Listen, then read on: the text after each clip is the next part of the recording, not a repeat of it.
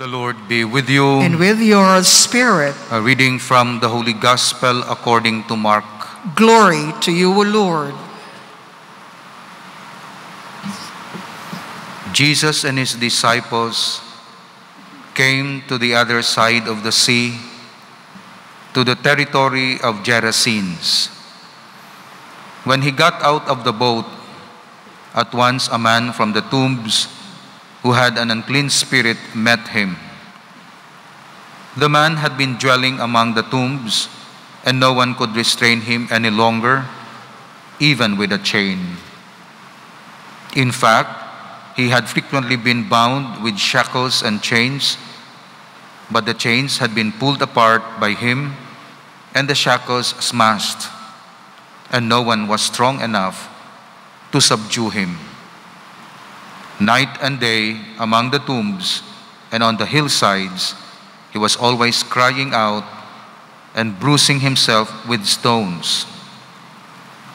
Catching sight of Jesus from a distance, he ran up and prostrated himself before him, crying out in a loud voice, "What have you to do with me, Jesus, Son of the Most High God? I adjure you by God, do not torment me." He had been saying to him, "Unclean spirit, come out of the man." And Jesus asked him, "What is your name?" And he replied, "Legion is my name. There are many of us." And he pleaded earnestly with him not to drive them away from that territory. Now a large herd of swine was feeding there on the hillside, and they pleaded with him, "Send us into the swine, let us enter them." And he let them, and the unclean spirits came out and entered the swine. The herd of about 2,000 rushed down a steep bank in the sea, where they were drowned. The swineherds ran away and reported the incident in the town and throughout the countryside. And people came out to see what had happened. As they approached Jesus, they caught sight of the man who had been possessed by legion, sitting there clothed and in his right mind. And they were seized with fear. Those who witnessed the incident explained to them what had happened to the possessed man and to the swine. Then they began to beg him to leave the district. As he was getting into the boat, the man who had been possessed pleaded to remain with him. But Jesus would not permit him, but told him instead, "Go home to your family and announce to them all that the Lord in his pity has done for you." Then the man went off and began to proclaim in the Decapolis what Jesus had done for him, and all were amazed. The Gospel of the Lord. Praise to you, Lord Jesus Christ. Batian naton sa Ebanghelyo nga ang mga tawo sang banwa nga nakakita sang pag-exorcise ni Jesus, sang legion, sang demons sa tawo, naghambal sa iya nga maghalin, layas ka diri sa amon banwa, hindi ka magbalik-balik. Sila na ang ginbuligan, sila pa ang magpalayas sa Ginoo. Anong reason? Tungod na pierde ang ila babuyan, 2,000 swine. Mahal subong baboy. Tag 240 ito ano. 2,000 la ka baboy. Tapos malumpat lang sa pilas kag mahulog sa baybay. Amo ini ang daw rason nila. Kay Jesus importante ang one soul to be saved. Even i-sacrifice ang 2,000 kababoy Meaning to say, spirituality is worth more than material gain. Hindi sila happy nga nasalbar ang isa ka tao kay naperde sila sa ilang negosyo.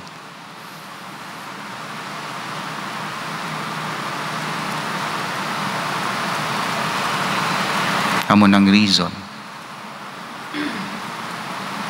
Kita happy bala nga madula ang portion sang aton income para makabulig kita sa recollection, retreat, confession, reconciliation sang tao sa Dios.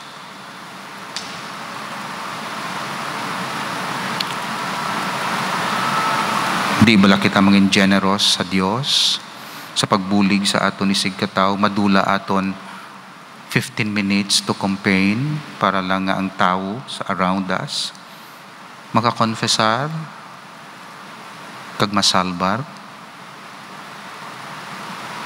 o kung nakanugunan kita, waste of time.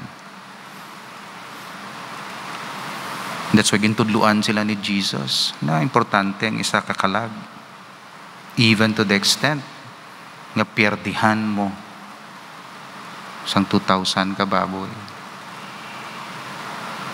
Pila baboy subong 8,000, no? 10,000. Oh, times 2,000. Akig sila, nyagwa ka to. Pero para kay Jesus, ang isa kakalag, sobra ang yabili, kaluwasan niya. Sang sa 2,000. Tanawan yung ginhimo sang Dios para maluwas ang slave kita, slaves of sin. Dugo sa bugtong anak ang i-redeem niya sa aton. Ibakal niya. Ginbakal na kita. That's why gin-purchase na kita. Hindi na kita tag-iya sang aton kabuhi. Diyos na ang tag-iya kay ang bili mo life and death of His Son. Reklamo sila sa 2,000. Wala galing nagreklamo ang Diyos. Ngaya bugtong anak ang iya ginbayad para mabawi kita. Para mabuhi kita kabuhi ni Kristo. Isayluya sa ato niya dugo. Iya nga ginhawak. Sayluya sa imo, mapatay siya para masalbar ka. Pero sa magutod para masalbar yang isa, sige, ako na lang mapatay para sayluhatanan ko nga dugo da sa iya.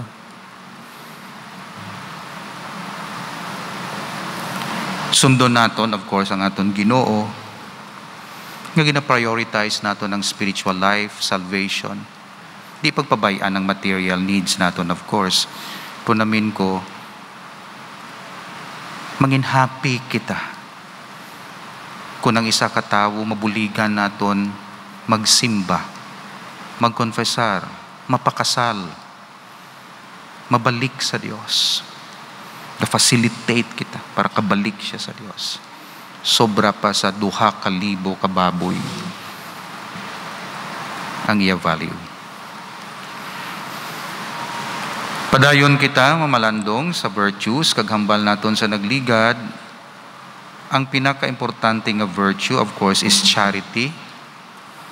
Kaya ang charity, amo na ang life of God in our soul. In fact, God is love. Kaya nagapabilin siya sa aton. Kag kung magpabilin siya sa aton, inang charity, nagamanifest siya sa lain-lain nga mga virtues. So ang galinan gali isang tanan nga virtues, virtue of charity. Kag kung sa atubang sang honor, ang charity nagatake sang form sang humility. Kung sa tubangan sang superior, ang charity nagatake sang form sang humility. Kung sa tubangan sang needs sang tao, kag bululigan, charity takes the form of generosity. Kung sa atubangan sang power, kay may ara ka sa positions of power, charity becomes meekness. Kung sa atubangan naman sang pain and suffering, ang charity nagatake sang form sang patience. Kung sa tubangan naman sang temptation, ang charity nagatake sang form sang chastity. Kung sa tubangan naman sang responsibilities and works and duties sang aton life, charity becomes diligence. Ina-perfect nato ang aton work. So halin galitanan sa charity. That's why charity is very important. It perfects all other virtues. All perfect virtues spring from charity, from the love of God, and are inseparably united by the same love. So, mas maayo gali, you pursue this charity. Kagtanan, mahimo mo, kung ma-develop imo virtues. Kung i-pursue mong humility, for humility's sake, budlayan ka, charity anay, kay magasunod lang ang humility. Love of God anay, masunod lang iban nga virtues.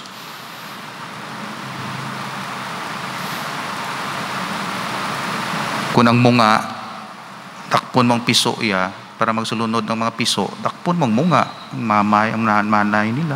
Takpon mo, sunod na sila tanan. Pero kung ipursu mong isa ka piso, yawan ka. Yawan ka tipon. Kundi diri ka sa mother of all virtues.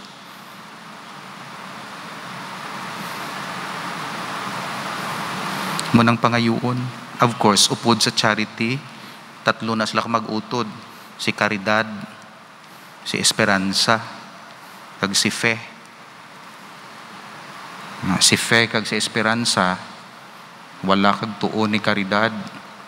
Kay si Fe, madala na to kay Caridad sa punta. Tapos si Esperanza, amo man. Pero pagdabot sa tubangan sang Dios, si Caridad na lang bilin. Si Fe iya wala na. Kag si Esperanza. Kay si Fe, faith, nagatuo ka lang sa hindi mo pa makita. Karon kay kita mo na ang Dios. Kundi wala na purpose ang faith, na perfect na. Hindi nga wala purpose, kundi na perfect na. Na-attain niya nang iya purpose. Kagang hope, ga-hope ka sang hindi wala po na na-attain, ay na-attain mo na. Diyos na na-attain mo.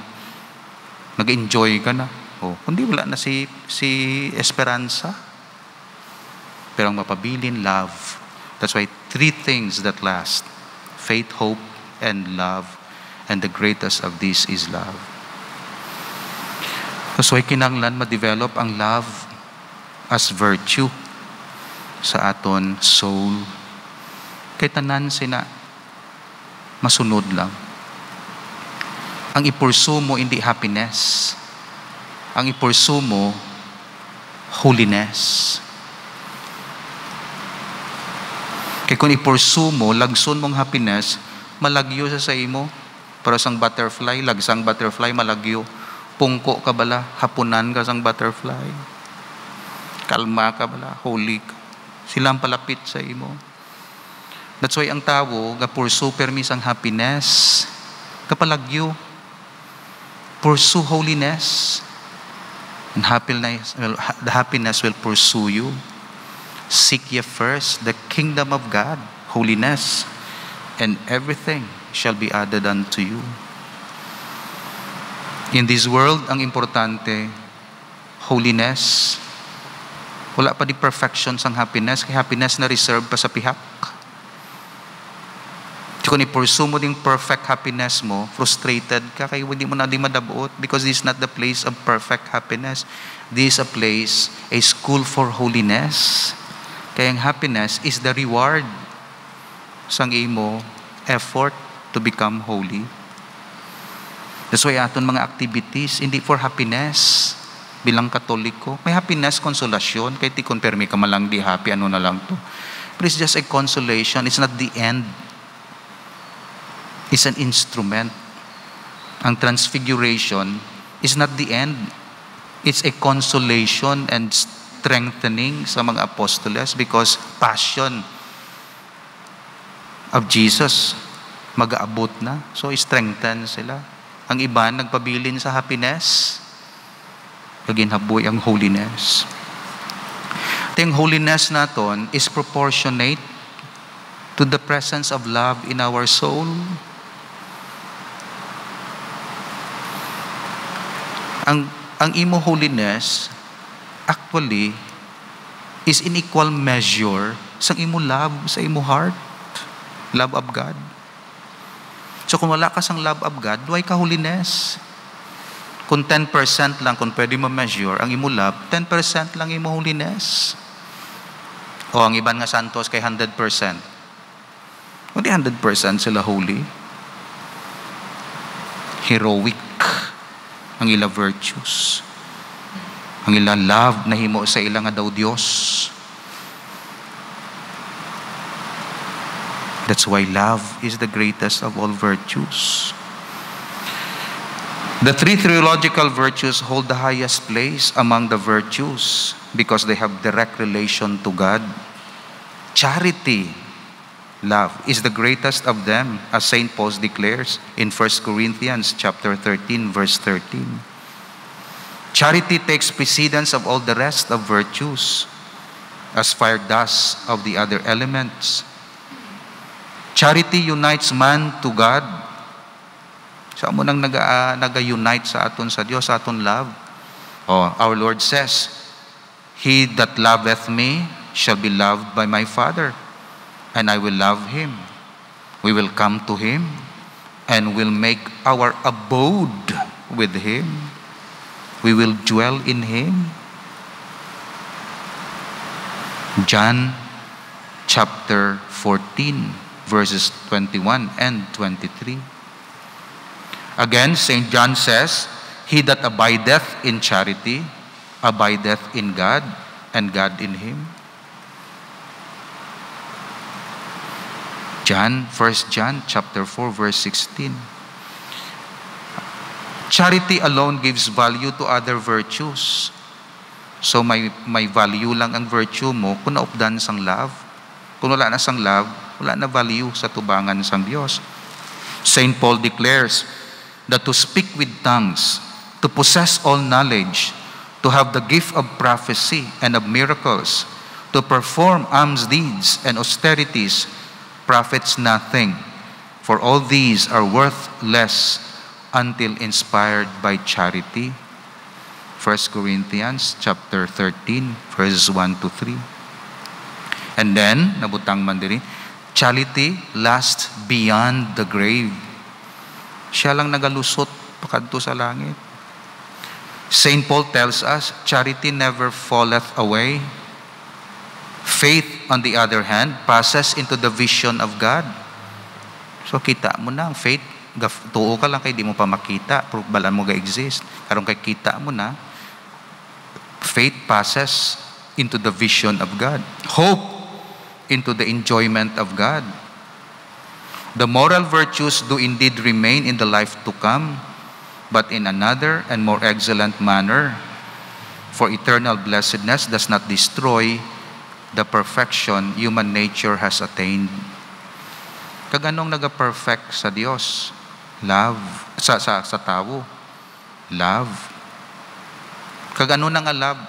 Holy Spirit. Holy Spirit na mo ng love sang Father and Son. Love na, Holy Spirit na. Love of God. So magpabilin siya sa aton, gina-perfect ya kita. Kagkun ara ang Holy Spirit, united kita sa Dios. That's why mo ng love naga-unite sa aton sa Dios. Kag naga-increase ang aton virtues. Ang Holy Spirit, life in the Spirit in us actually means virtuous life. It's not the Spirit pabilin that was di ka virtuous. Life in the Spirit, spiritual life is virtuous life. It's spiritual life. Spiritual life is the life of the Spirit in us. So virtues na, love na. Ang iban sa aton, ba may blessing gid sila. Kitaas gid ang ila virtues. Pareho gid sila, do pareho lapit-lapit na sila sa Dios. If anyone has attained so high a degree of virtue that the state approximates to that of the blessed in heaven, if to a certain extent he becomes like unto God, that virtue is termed heroic. Heroic ang iya virtue. Taas gid nga degree. Mother Teresa of Calcutta, say a love for the poor. Oh. Damo mga santos, that's why nami ko may mga santos example sa aton, hindi na idolatry example na intercessor ta, at the same time examples, model sa aton life. Kay silang may heroes nato na, kung sa mga secular world pa heroes, pero sa aton panawag santos.